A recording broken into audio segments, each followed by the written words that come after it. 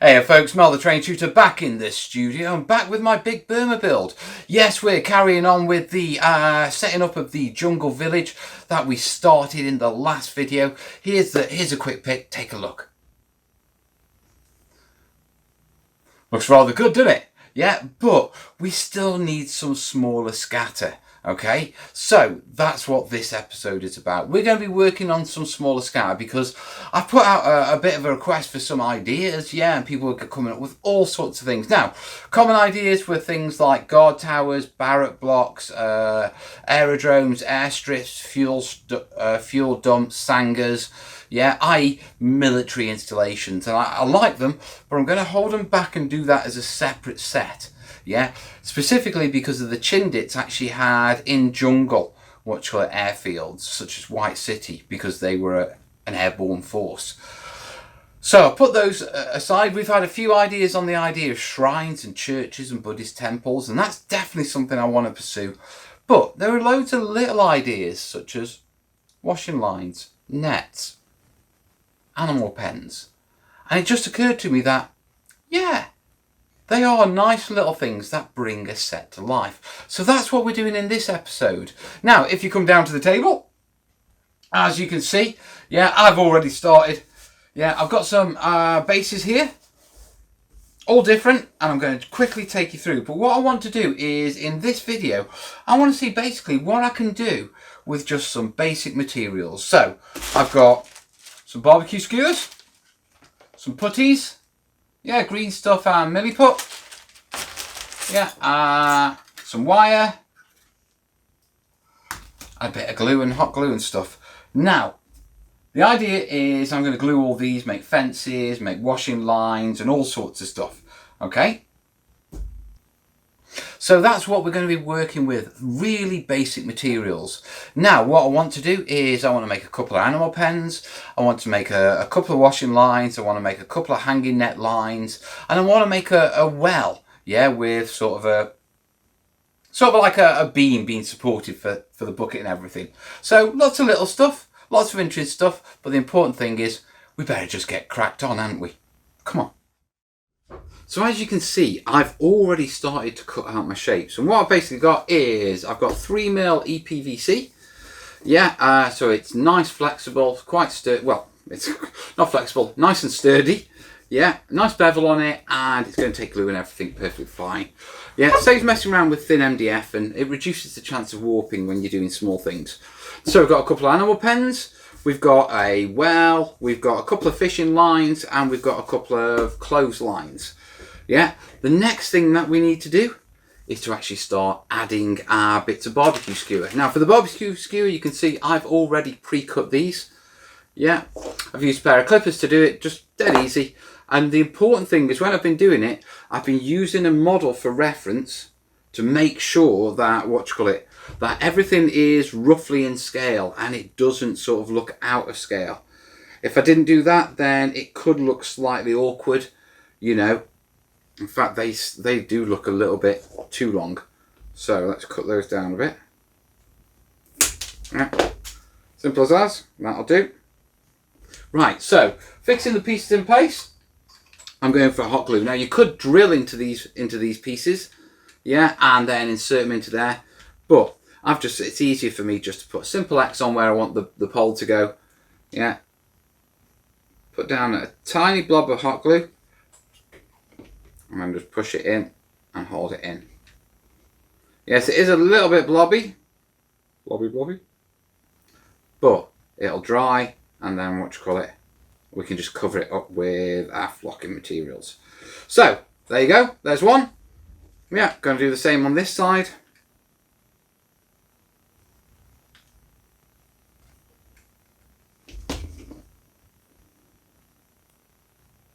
Put it in, hold it in place. Give it a nice long blow and it'll stand up right straight. Won't go down. Perfect. Oh, slightly off. It's got a bend on it.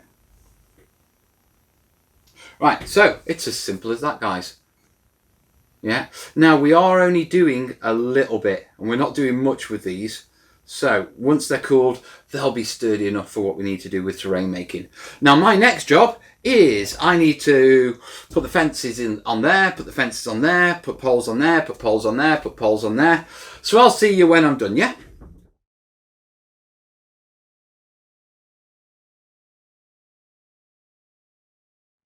So we've got all those dried now and fixed in place, and they're rather sturdy. Yeah, standing up nice and hard, perfect. Now on this one, I've done a little bit more. Yeah, I've got myself some milliput. Yeah, just mixed it up and just made a bit of a clay well. Yeah, with an armature for the hanging basket. But it's a nice little feature. Now I've got blobs on these if you take a look. Yeah. You can see the sort of blobs on them that sort of stick out. And if I go over this with PVA and herbs, it will cover it. But with this being EPVC, the PVA won't soak in. And so you can get patching, you can get issues. And it's always better to put a little bit of filler down on top of EPVC. Just so it sort of helps sturdy it up, but also as something that the PVA can key into. So, to show you roughly what I'm going to do, because it's always better when it's messy. Yeah. I've just got a little bit of filler on my finger. I'm going to smear it onto the base. Yeah, like that. And all I'm doing is cover up the edges. And smear it the other side. And this is going to give us a texture. This is going to give us the ability to get that PVA sort of barreled into it.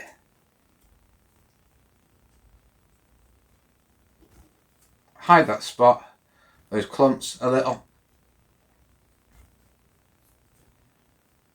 And then put that like that, just like that. And there you have it. Now that is as simple as it needs to be. Yeah, that's got a good ground texture. We don't need to herb it all up because that'll work as a bit of a surface texture and give it a bit of a stipple with my finger, as you can see. Yeah, and that will give me a good dirt texture, good enough for what we're doing anyway. You know, you can make it better, and I'll cover those techniques in a future vid, but for right now, let's just get it looking okay. So if I bring that up, there you are. So battle plan is I'm going to carry on doing this to the rest of them. Yeah, and then once we've done, I'll put some PVA on them and I'll herb them up just like we do with our normal Big Burma Build terrain. So bring it back once it's herbed up, guys.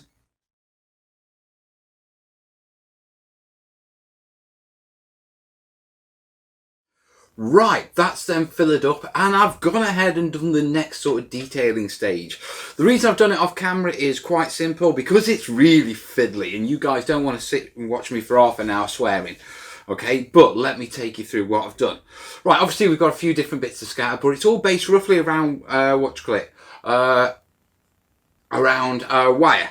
So, yeah, as you can see, yeah, the texture has gone down on that quite nice. Yeah, and then all I've got is some very fine florist wire and just wrapped around. Now these are our washing lines. Okay, so I've got that one and that one there. These are our net hanging lines. I've done exactly the same with the wire on these. Yeah, as you can see, a little bit taller, and I can't hang the nets off them until until, you know, I've got them flocked up and that sort of stuff. But I have added a quick Hurst Arts barrel on there. The same on that one. Okay, so those two are done. The really fiddly stuff, which is these. Now, if you look at the ground, you can see as I put the filler down, I sprinkled on a little bit of fine aggregates, yeah, and just damped them in, just to give it a little bit of a dried texture, because it's going to be a pig pen. Next thing is I just started weaving, yeah, floral stem wire, which is this stuff, okay, and I just simply weaved it in and out, alternating, yeah, but leaving overlaps. Now the reason I've left the overlaps on the corner is so I can come in afterwards and just trim them up and trim them off, which gives you a lovely clean effect. And you can see on this one, I put half a bucket in there and a bit of hot glue. That'll get painted up as the water. So I've even got some piggies. So the piggies are going in the pen, and I'm going to eat your little piggy. I'm going to eat your little piggy. Yeah, so quick tips on when you're doing these, okay? Bend the wire a little bit around the post, but not too much as you're weaving in and out, yeah? Don't worry about the end bits, concentrate on just getting a basic weave. You need at least 3 posts to be able to get it taut. Okay, now sometimes your post can wiggle a little as you're doing this. You know that there's only a little bit of hot glue on there. Don't worry about that too much, okay, because as you add more wires on, it will strengthen and hold it still. Normally when you put the first one on, one of the posts will tilt a little bit. You can correct that when you put the next one on. I always pretty much recommend 3 layers. Yeah, so 1, 2, 3 is enough to sort of brace everything, keep it in place. Now with the end bits, typically these will go point straight off as they come off the bar, and I've just grabbed them, bent around to get that little curve, and like I say, gonna come in, give them a little bit of a trim. Yeah. After that, the only job I need to do to actually finish setting this up is when I come in and do the flocking around the edges, come in with a little bit of PVA on a brush and just brush where it connects with the wire with the watch up post. It's pretty sturdy as it is.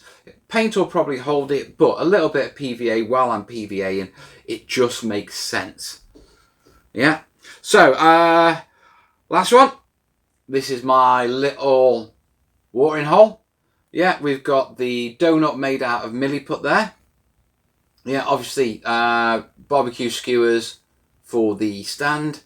And then I've just used a little bit of wire and sort of slung it over there to make it look like, you know, there's a bucket down the well. And a little bit of hot glue actually in there that I can paint up as dark to make it look like the rope goes straight down into the well. And once again, another Herstarts bucket.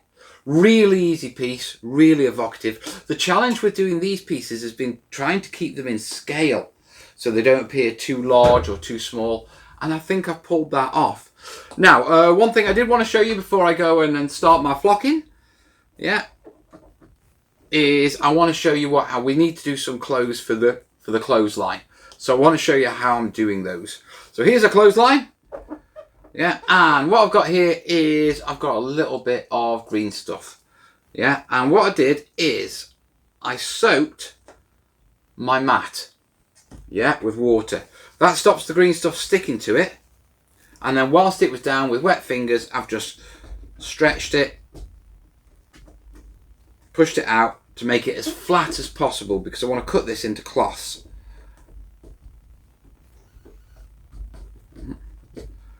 Yeah, so that's enough. Give it a quick flip. So peel it off, flip it over, give it a quick rub around, take away any finger marks. Yeah, and then the next thing I need to do is just simply come along with a blade.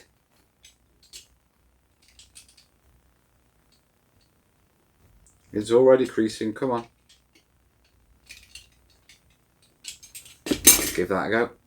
See, I'm already getting close creases. Oh, you git. Look, it's cloth, innit? I'll tell you what we'll do. We won't use what you call it. We'll use a blade. Better results, pair of scissors. I know because I've done this in the past. A few times. So, trim that edge. Yeah, told you. And if we trim that like that. Yeah. So, trimmed a little strip off it.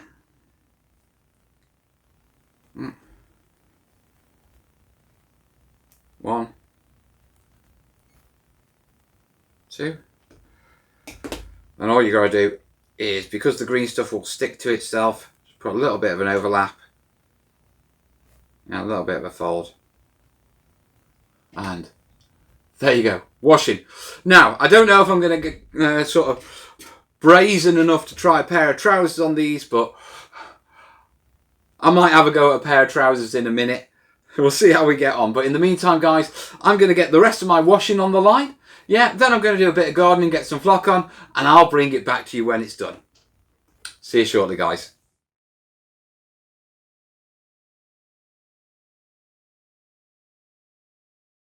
So everything's based up and sealed and it's looking rather snazzy. Yeah, you can see the washes have gone on rather nice. Yeah, and all we need to do is now paint up my little washing line. Quite happy with how the trousers turned out. Now, all that remains is a little bit of painting. I've got to go over the bases like a silly Billy. Yeah, I forgot to paint them brown before I did them, so there's little white flecks. So another quick wash, they'll disappear. It's more noticeable on that one than anything else. Yeah, but I can quickly fix that.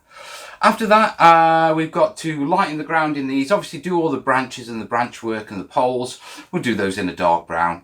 Then in the light, I'm going to take my base whatchamacallit ground mixture, which is this one. Yeah, that lovely gloop. And I'm going to add a little bit of ochre into it, which is sort of a light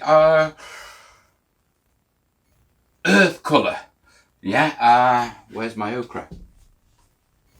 There. So, I'm going to throw a little bit of ochre into the mix. Yeah, and that will line it up and make it look a little bit more dry, dirt, mud sort of thing. I'll get a good effect from that. The only other thing that I've got to do, yeah, and I can only do this once it's actually finished painting, is to hang up the fishing nets. Now for the fishing nets, I've just got simple cheesecloth. Yeah, cut it down into squares, and all I'm going to do is I'm going to soak it in a little bit of artistic acrylic. Yeah, something nice and thick. Perhaps a little bit of PVA mixed in there. I'm probably going to go for a green, and then once it's all soaked up and these are painted, I'm just going to drape it over the piece, just like that, and sort of pull it tight, and it'll end up perfect. So, that's me. I'm going to get cracked on. Here's some photos, guys.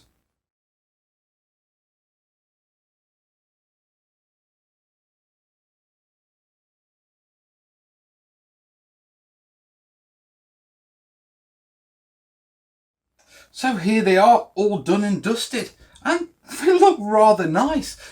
They look better than I expected, to be perfectly honest. I'm really pleased with them. Yeah, a little bit of dry brushing on the wires after a dark grey went down, a dark brown went down. A little bit of blue in the bucket there. Yeah, I painted up the cloths and stuff with just some pinks and some light pastel colours. The nets turned out perfect. There's a little bit of PVA just under there, just holding those down. I think you can see just a slight bit just there drying. Yeah, that turned out rather well. I think I need to put a wash on that. In fact, I have a feeling I need to blend a few of these pieces in, but I want to finish the whole village set before I actually do. Now, when it came to mixing the ochre, as you can see, it gives a lovely dried earth, and that's just a matter of just adding a little bit of yellow ochre into your mix. And the reason this makes it look like dirt is because yellow ochre is made from the pigments from Mediterranean soil. So it is dirt, technically, although it's probably manufactured properly now, but in the past it was dirt. That's where the colour comes from Mediterranean soil, and so it works really well with creating that sort of dried mud look to go in with our with our bases. A little bit of flock on there. I might do a little bit of blending. I still need to figure that sort of stuff out. With it being part of my Burma build, there's an overall look that these pieces need to fit in, and you can only really judge that when you're sitting down with all the pieces. Otherwise, if you do it individually, you get different shades. So it's always best to do an entire set. So I'm going to do all my village sort of stuff, and then I'm going to sit down and just finalise them, all harmonise them all in one go. So, pretty damn good. I'm quite chuffed with how these turned out. Now, on top of that, the other thing that I'm really chuffed about is this is my second tutorial on the channel in a row.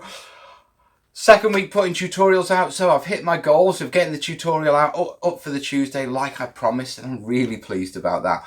Secondly, lots of fiddly stuff with this. Yeah, the first video was basing, getting used to my flocking and working with clump foliage and all that sort of stuff. This one's been a lot more detailed, a lot more fiddly, and I've absolutely loved it. Now, so we're stepping up, I'm getting back my mojo, and everything's rolling, guys. It's absolutely awesome. Look at this smile. Right, on top of that, yeah, next up, we know we're going to be doing a few more videos on Big Burma Build before we roll into Let's Make some Terrain Labs and stuff like that as I refine this mojo of mine. So, next up, we're going to be looking at religious artifacts such as Buddhist shrines and the lizard crabber, le litigite, in French, of course. Yeah, and then also one that's been requested quite a lot over the years, how to do paddy fields, rice paddies. Okay, I've got some good ideas for that. So keep tuned on that. In the meantime, if you're new here, guys, there's make sure you subscribe. If you've been around here a while, yeah, and you want to enjoy these videos and you're glad to see them back, help me keep bringing them back. I do need your help, guys, yeah. Consider jumping on Patreon for just $1 a month. That's all I ask, just $1. I mean, you can't even get a coffee for $1 now, but you can keep me in here. You can keep the lights on, the cameras rolling, and this Watch Click content coming to you, yeah. And I've taken a bit of hit while I was away, so you know, as I'm getting back on my feet, I could really appreciate the support. In the meantime, there's links for other videos, yeah. I'll be posting other stuff here, there and everywhere. Make sure you follow me on the socials. And remember, Thursday night's a live show, so I'll catch you then. In the meantime, all the best, yeah. Ta-da!